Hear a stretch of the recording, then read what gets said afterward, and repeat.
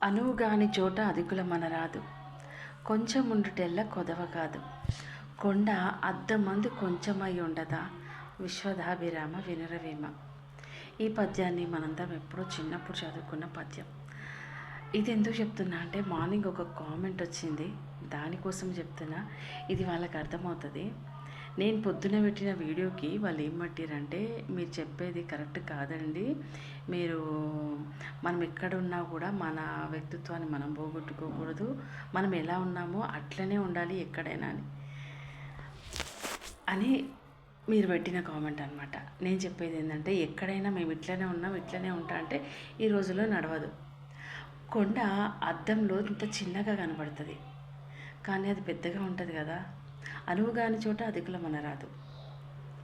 మనకు అనుకూలంగా లేని చోట మనం అంటే పడని చోట మేమేదో గొప్ప అని చెప్తే దానివల్ల ప్రయోజనం ఉండదు. ఎక్కడ ఎట్లా ఉండాలో అట్లనే ఉండాలన్నమాట.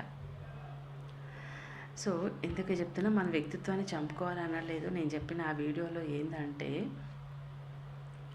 మార్నింగ్ చూసిన వాళ్ళకి అర్థమవుతుంది అనమాట ఆ వీడియో.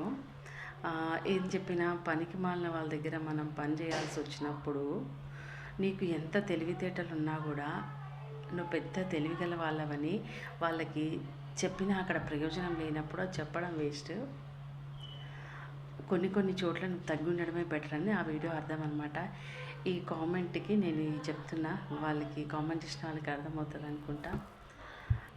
మన వ్యక్తిత్వాన్ని చంపుకోవాల్సిన అవసరం లేదండి. ఈ రోజుల్లోనూ ఏంటంటే, మనం ఎక్కడ ఎట్లా ఉండాలో అట్లా ఉండాలి అనేది నా ఉద్దేశం.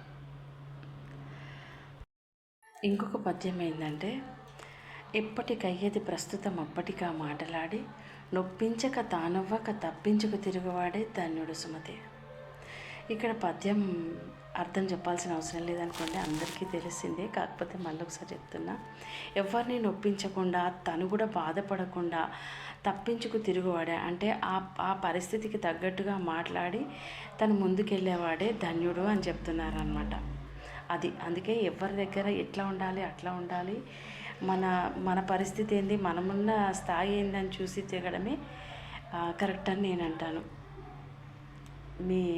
అంటే నేను ఇదంతా కామెంట్లో పెట్టలేక ఈ వీడియో చేస్తున్నాను అనమాట. ఈ వీడియో మీద మీ కామెంట్ ఏంటో మళ్ళీ చెప్పండి.